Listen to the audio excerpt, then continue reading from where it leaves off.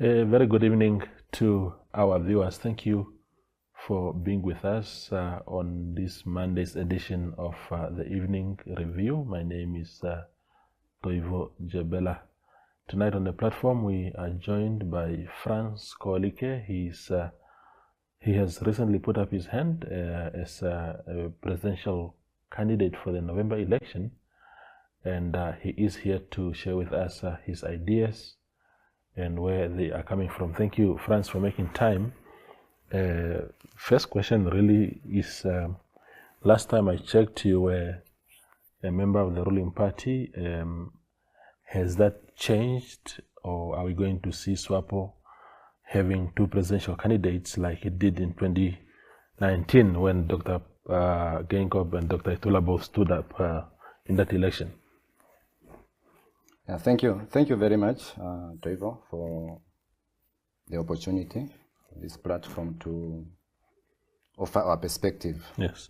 Well, it's true. We have entered the arena in November to change the trajectory of our country. No, my membership remain. Yeah. I haven't really disown the party. Yes. So I'm a member of the party. However, things are changing. The party hasn't evolved or changed with time. And I think because of that, there are new features that need to be addressed. And the current leadership is really not able to do that. So what other avenue do we have? So we have to create other avenues, because the leadership is also not paving the way for us to change the system within. So we have to create other means, and that's really why I'm standing. Yeah. Just your dread there, I think, might be scratching on the thing. Yeah, thank you. So for one to put up their hand, especially in a system where you still belong to a political party, and you are challenging the candidate of that political party, it means that something must be troubling you in terms of either the state of affairs in the country or the party itself. What is it that sort of unsettled you to the extent that you thought it wise to stand as an independent? I think there are many. The one way to respond to your question, let me give a bit of a context or a background. Yeah. We are from the exile as Swapo pioneer, and the teaching and the orientation was always to liberate our motherland. So, and the enemy was defined to us as the Boers. That was very clear. So when we came back during the repatriation and reintegration process, we were taken to Okatana missionary. So at the airport, we didn't know the white people who were helping us, those who were from the United Nations, the UNTAC, one can say. We still refused the food they were giving us because we thought they are Boer. So that was the orientation. So when we went to Okatana Missionary School, so DTA, by that time, 89 that time, it's still election year, we're preparing for election. So they came around campaigning. So we stormed them with stone, because for us, that was an enemy. Now, we are now gained independence. Civilization has taken place.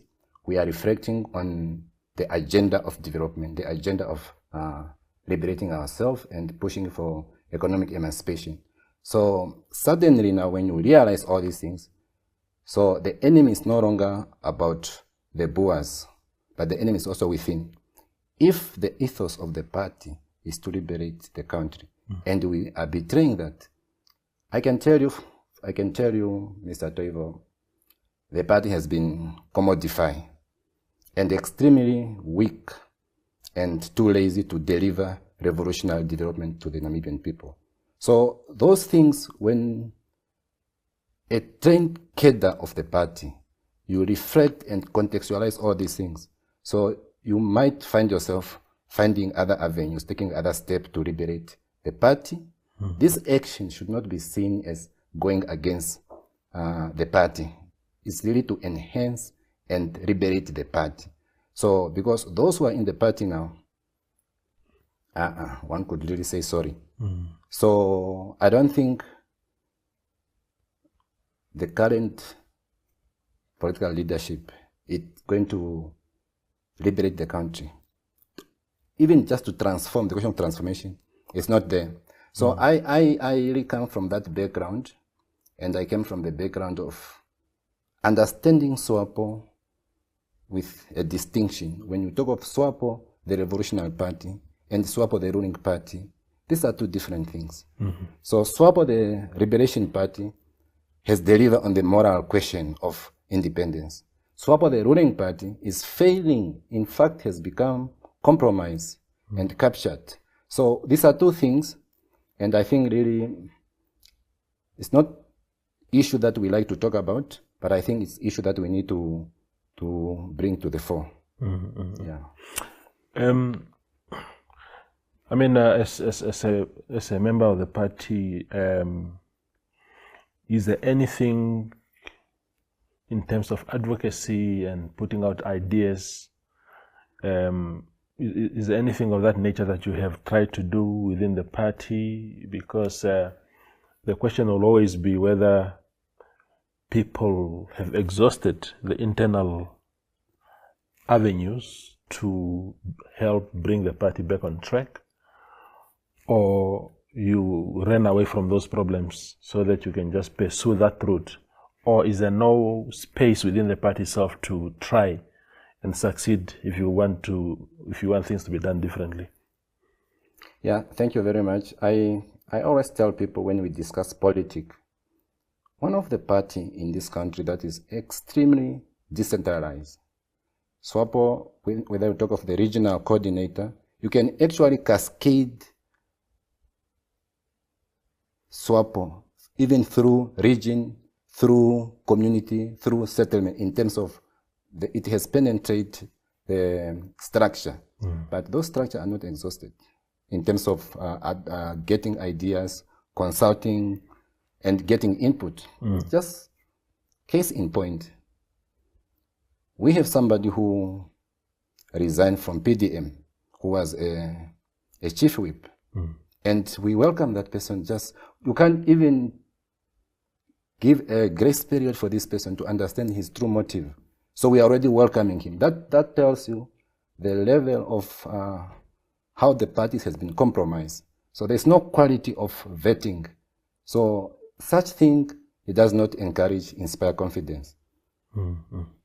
So what happened in 2019, France, is that Dr. Ndaitwah,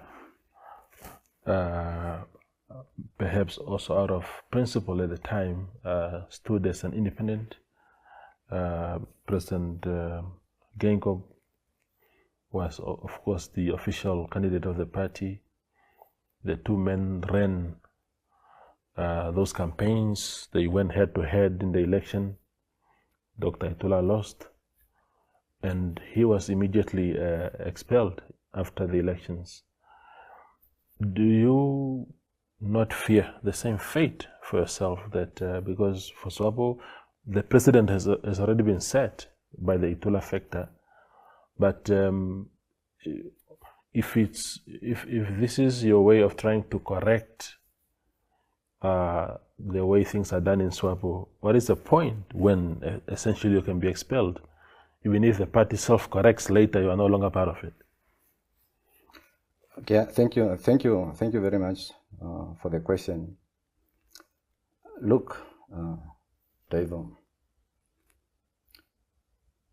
the question of expelling member is really an old. Well, the party can do that, but let's say throwing out the baby with the bathwater is not an answer. The revolutionary train will continue. So the party will not savage itself by expelling members who have different ideas. Yeah. It's actually saying something to the party. Why do we have members taking all these things? The party hasn't reflected on that issue. Yeah. Every election, you are experiencing these things. It tells something that there is something fundamental wrong with the party, how they do things. So expelling, to me, is a trivial matter. Its principle can be contained in that fear. So it has no utility to what I'm doing. It can happen, but I don't really think it's something that I have to worry about. It's so trivial. Yeah. Let's just reflect on the Moharukwa issue quickly, Frans, since you brought it up, because of course I also saw there was a press sort of event. There were party cadres there, governors and other senior members of the party welcoming Mr. Moharukwa. And you denounce that because you're saying, what was it about?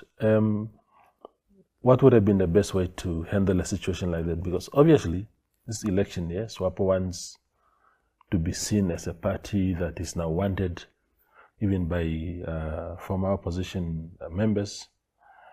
Henny Saibeb, we are told, might be coming to Swapo soon. Of course, he already served the party at the headquarters and whatnot. But the best way to do it is which one? I suppose the party wants some sort of publicity out of it also, but you say no, that is not the way to do it. When I say the party has become commodified, it's when such things happen. Well, do you really want to, and remember I am talking of Swapo has been captured. Literally Swapo has been captured. If the party is organizing such kind of things, you don't have a due process to vetting this person into the party. We understand it's election year, but election must not come at the expense of the principle of the party. We must really do things with due process. And I think if we give everything to the door of campaigning, we are losing the momentum. And just really, if I have to take you to the performance of the party, Swapo, we lost. Windhoek is now in the hands of the opposition, although now because of they can't manage, but still we lost that currency as a capital city. South we lost, Erongo we lost, and various other town council, village council, and even the 2/3 majority. So all these things suggest something to the party, but the party, the question, what is going to help the party is when they return to principle, to the ethos of the party. But if we are going to the celebrity of hosting parties, inviting people, that is not a utility that is going to save the party. It's a moral question that is going to help the party and to salvage the party. And the party is not engaging in that question. The Swapo this year has a candidate, a new candidate. It's a woman. She is not coming from, of course she's a veteran leader of the party, but she has not served at that level. Never been a prime minister, never been vice president until recently, to really effect a lot of changes that we may want to see, whether in government or in the party.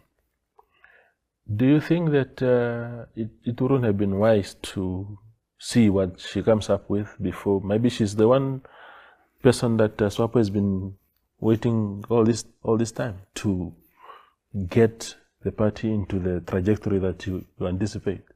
In fact, the wise things to say or to do is to tell Comrade Ndaitwah to say, you have made a contribution, go home. That would be a wise thing to do. So I've looked into this question for some time. This question of, I've really tried to understand what drives people this quest for power. Senior cadre of the party who are so obsessed with power. Some they don't want to leave parliament, they still want to stand. Even now the electoral college is coming up. So you would see a lot of old cadre of the party wanting still to be on the list. I have looked into that phenomenon. But I have also realized that what we did not do at a psychological level, people fought for power. Now they have power. It's difficult to let go of that power. And that takes another orientation. For Comrade Ndaitwah, she has a colorful CV, political CV, but she has made a mark in terms of contribution. So people want to die with power or in power. I don't understand. That's really the question that we have to make this point clear, that she have to just, well, it is her right to contest the political power. But again, as a pioneer, those days, she was given an opportunity. See the trajectory of her political CV, and she still wants to run, the age of 71. So I think, and to be quite fair to the question of fairness in society, other citizens at that age are getting their package to go home, and she wants to get a package again to ascend to the higher office. So those contradictions, it doesn't sit well with me. When I analyze, I don't really. We must be fair to society, and if we have to be fair to society, we must criticize if the wrong is within us. And I think, as a senior leader, I mean, Comrade Dr. Rebecca Amadia, I think sometimes she made a comment that people they must let go of power and allow the young cadres to take the party. Otherwise, these things will be continue happening, because we will not just be silent. So we need to move the country forward. And I think in that space, really, I take the position of fairness. And the position of fairness is that if others at the age of 60 are getting their package to go home, why others at the age of 71 are ascending? I hear you. We go for a small break and then return with Frans Koolike.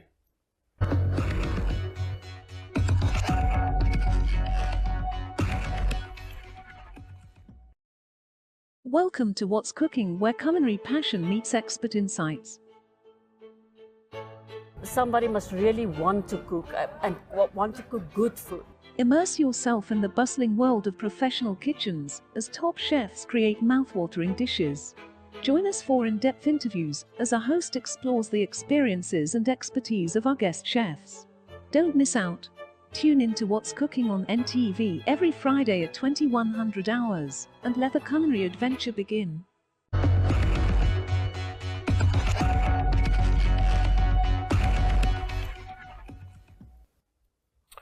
Our conversation continues on the evening review with Frans Koolike, an aspiring independent candidate. Now, Frans, the other aspect is, just before we go to other things, what do you make of Netumbo Nandi-Ndaitwah's leadership of the party so far, since February? Because we are now seeing some people suing the party, some people saying the constitution is being trampled upon, there should have been an extraordinary Congress. Those in Kemba saying, no, she's actually doing things the right way. And all these things, seem to cause a lot of discontent or differences within the party. What is your own thought as a member? Yeah, I think that's a telling question. It reveals who she is in terms of, is she someone able really to respect the party or the constitution? I mean, if we go back to the Congress, the ordinary Congress, there is no way or fear that the external Congress should not take place. But I think she is aligning with some of the comrades who want to postpone, who have postponed that suggestion. That is literally to disregard the provision of the party or the constitution. They come up with funny interpretation, but the truth stands. We ought to have an extraordinary Congress. And if she is the one now who's championing this, who championed this postponement, it says a lot about who she is. There's just one little thing that when you do an observation about a person, that tells you who a person is. And I think if she can't allow the process to take place and really deliver her throughout without being questioned. Now we have to question her. I think really it validates my concern that the party has been captured. I think it's quite bold of you, Frans, to put up your hand, and because to be president of a country is it's a very serious undertaking. What makes you think that you can actually be president of Namibia? I can flip the question to say it's all possible. It's very possible. Well, to understand me, I've been throughout a child of Swapo, and I've engaged and been mentored by a lot of senior, the likes of that Commander Otona Ngudo. So that man, when he was a councillor of Samora Machel, almost every week he have to call me. He usually call me, "Youth, come to the office." It's just to speak politics and this preparation of understanding what it takes. The reason I'm telling you this is the men who were part of the military group that liberated our country. So it's not only the difficult things to aspire. And not only to aspire, we are not just aspire. We can actually bring this country and liberate our people and help our people. Yeah, and the economy. Yeah, so it's not just an aspiration in the air. It's actually, we attach work because there are risks involved to this, to this kind of decision. But you have to struggle if you want to, whatever you have to do, you must struggle. And I think, I don't really see as a small thing. I just see that when you are nurtured in this revolution, so this type of action is possible, is imminent. I'm asking that question because usually people would say, you know, somebody, I mean, if you look in South Africa, for example, and I'm not saying that we must copy South Africa necessarily, but to ascend to the presidency, you would have been a premier of a province or something to that effect. In the USA, for example, many of those guys were governors themselves. They become candidates. Maybe Donald Trump was not a governor, but of course he has this long track record in business. So he has a track record in leadership. In your case, you spoke about the mentorship. I think it's important, especially when it's coming from a person at that level with that track record also. But people would still want to know what your leadership acumen is. What have you led to start with, at least? And then we take it from there. Yeah, thank you for the question. To be quite sincere with you in responding to this question, I didn't know I would be the one taking this step, or I didn't know I'm the one going to be making this kind of revolutionary step. I actually thought the party would reflect on, as an example, let's say having somebody like Dr. Elijah Ngulale, just to calm the storm, and somebody who has a political currency to attract the young people. So the party couldn't really reflect on resuscitating the party image. So they opt for somebody who really very distant from the youth. Now, as a member, you ask yourself difficult question. what next? What now? Do I just follow in? So there's come a time that decisions have to be made. And decision of previous leadership experience, that's actually, it's not a scientific thing that to be a president or to be somebody, you must do this. It's a form view that society is attached to that question. But it's not scientific that for you to be a president, you must have done this, you must have done this. So there's no track record of scientific to really to validate that. So it's quite possible for somebody who have compassionate, who can take the risk and do the work, can become a president. It's possible. I agree. I was just saying that I mean the precedence that has been set generally looks like that, but I'm in no way suggesting that it's a scientific template that one must walk to reach where you want to go now in November. But in the case of Netumbo Nandi-Ndaitwah, and I know that you're not here to speak about her, but unfortunately, as a Swapo member, you cannot avoid the question around Netumbo Nandi-Ndaitwah. Do you think, because the party, your party has a candidate, what is it about that candidate that you think, because there must be something that you looked at and said, no, but because perhaps if we had Ngurare, like you are suggesting, maybe you wouldn't have put up your hand. But once Netumbo Nandi-Ndaitwah was confirmed as the candidate, is it the age? Is it her leadership track record? What is it? What is it that doesn't convince you about her candidacy? I think it boiled down to distribution. Just again, it boiled down to distribution. Distribution is also distribution of opposition in the party, distribution of resource, distribution of power.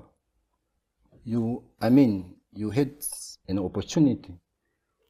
You can't give opportunity to others. You still want more. So the reason we are failing with even the question of distributing the resource is because we are not able to reflect on the importance of distribution. So I respect her as a leader of the party and also a leader of the government. But I also have taken note that she has given a contribution to the country. It's time for her to go. I cannot discard her contribution, but I would rather say, until when do you want just to be propelling up and up? Others need that opportunity. So for me, it's a question of fairness. It's a question of fairness that I don't take away her contribution. But it's a question of fairness to me. It's key. Would you have stood if someone else other than her had put up their hand in the party? No, I wouldn't. I wouldn't. Yeah. Actually, it can be anybody, not necessarily Dr. Ngurare.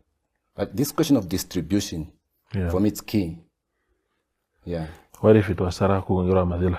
What if she had the one? What if she had emerged or Tadepamba, Shiveta? If any of them had emerged ahead of Netumbo Nandi-Ndaitwah, would you have stood up? Yeah, the question, I wouldn't have done that also. Yeah. Yeah, I wouldn't have done that. So But the most senior person in the party at the moment is Comrade Netumbo. Yes. But we need to invalidate that view that because you are the most senior, therefore you are the next person to ascend. You really have to shift the paradigm of political power. But that is what the Swapo succession policy talks about, that Hage Geingob couldn't stand anymore because he had exhausted his 2 terms. And the succession policy says the next in line is automatically the party candidate. That's the reason we lost 2/3 majority. We lost some cosmopolitan town. It's because if we have to pursue that policy, we must then also realize that there's a risk to that. So we have to play the game in the manner that it reflects the current dynamics. Yeah. So the final question, Frans, we have 1 minute or so, or less. Where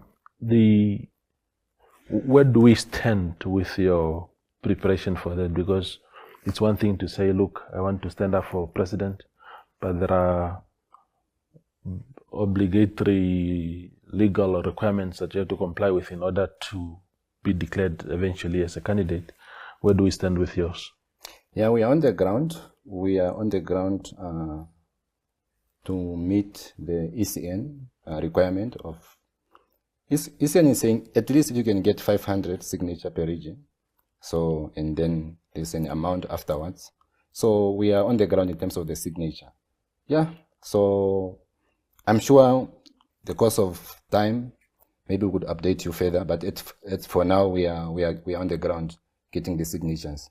Definitely. Thank you for coming through. All the best with your bid, and we hope to engage you on the platform more as these processes unfold. If you are registered, in fact, we would want to engage you when you are formally endorsed as a candidate. But thanks for coming. Thank you for the opportunity. Wonderful. That's Frans Koolike. He has put up his hand. He wants to be a candidate, a presidential candidate for the November election, and he is sharing tonight with us on the platform why he decided to take that bold step. And we will be monitoring his situation as time passes. Thank you for watching.